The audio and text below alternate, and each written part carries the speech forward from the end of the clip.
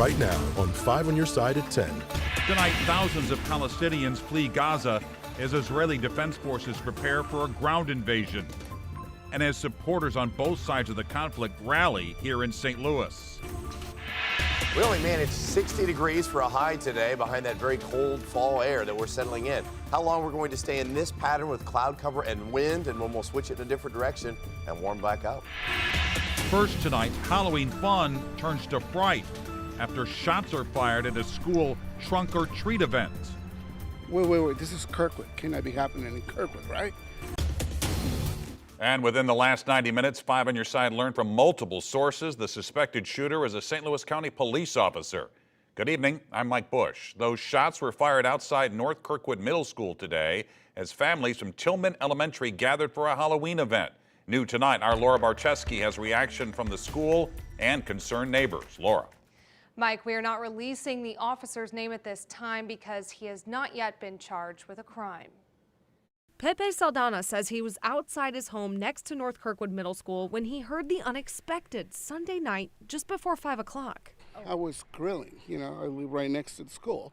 So I was talking to my brother-in-law, and then we hear pop, pop, pop, pop. And I'm going, what's that? And then we hear it again, pop, pop, pop, pop, pop, pop, pop. Saldana says he knew the Tillman Elementary trunk or treat was going on and rushed over to the middle school parking lot.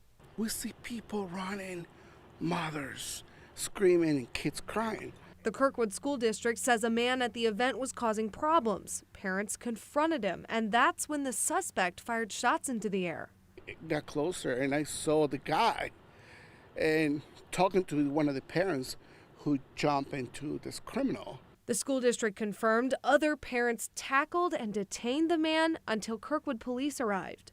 Our staff, our students, and our families were not hurt, but we know that there are certainly a lot of traumatic scars that are going to be there, and so our focus right now is focusing on getting counselors, social workers, and other staff available to those teams. We'll be communicating directly with them soon about how they can access those so that we can make sure that we have supports for our families and staff.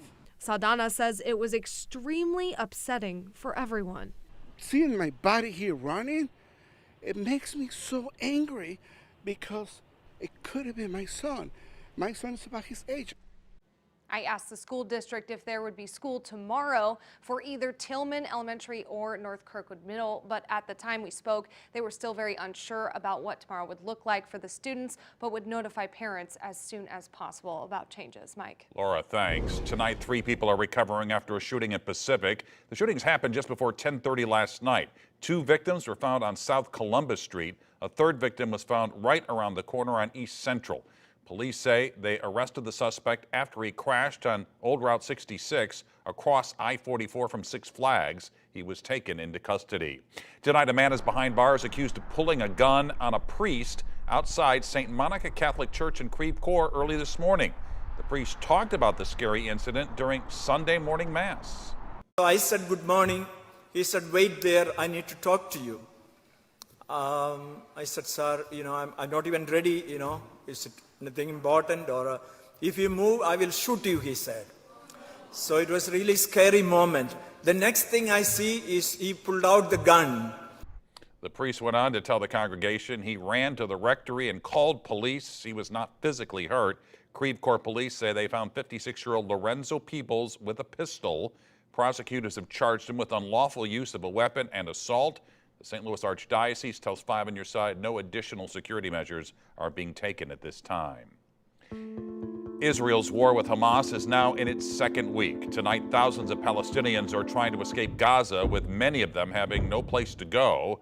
This as the Israeli military prepares for what it calls a coordinated attack by air, land, and sea.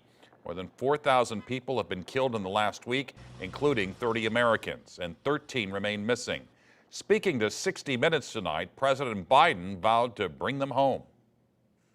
We have to communicate to the world this is critical. This is not even human behavior. It's pure barbarism. And we're going to do everything in our power to get them home if we can find them. The president also said the U.S. is more than capable of supporting both Israel and Ukraine.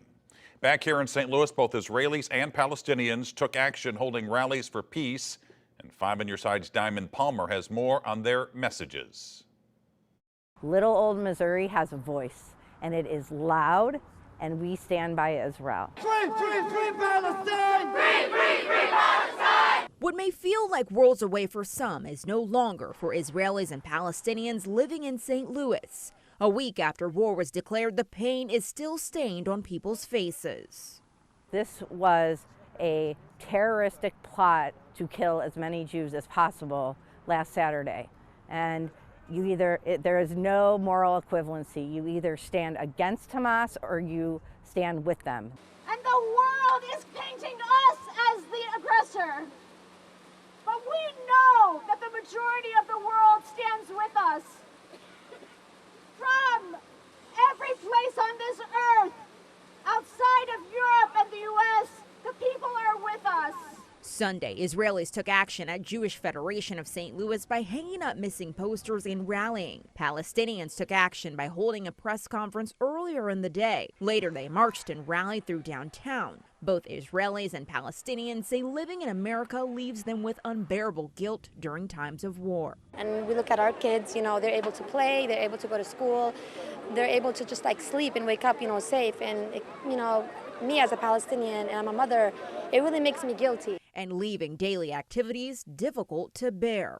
How come I can go and exercise or go to Earth when my brother and sister suffering in Israel? While the support is there for both sides, they say more is always welcomed. We all know somebody that get hurt, died, injured, kidnapped. We do have a voice, people do know, and they want to stand up for what's right, you know, and it just makes me proud to be Palestinian and have, you know, all these people come out and support us. Diamond Palmer, 5 on your side. Organizers at both rallies called on elected officials, including the president, Joe Biden, to help in their time of need.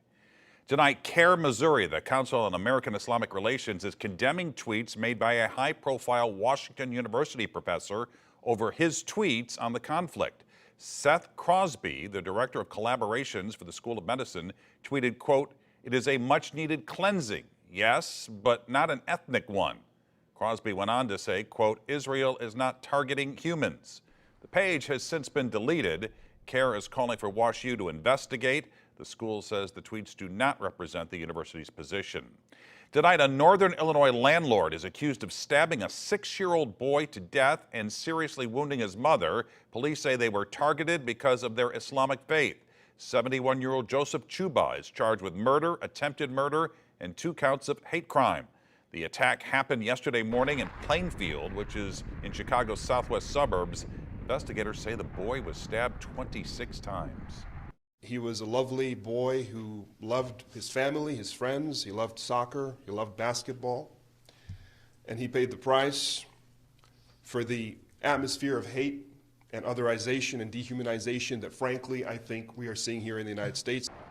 The mother remains in serious condition tonight. Illinois Governor J.B. Pritzker condemned the attack in a statement saying, quote, "This wasn't just a murder, it was a hate crime, and every single Illinoisan, including our Muslim, Jewish, and Palestinian neighbors, deserve to live free from the threat of such evil."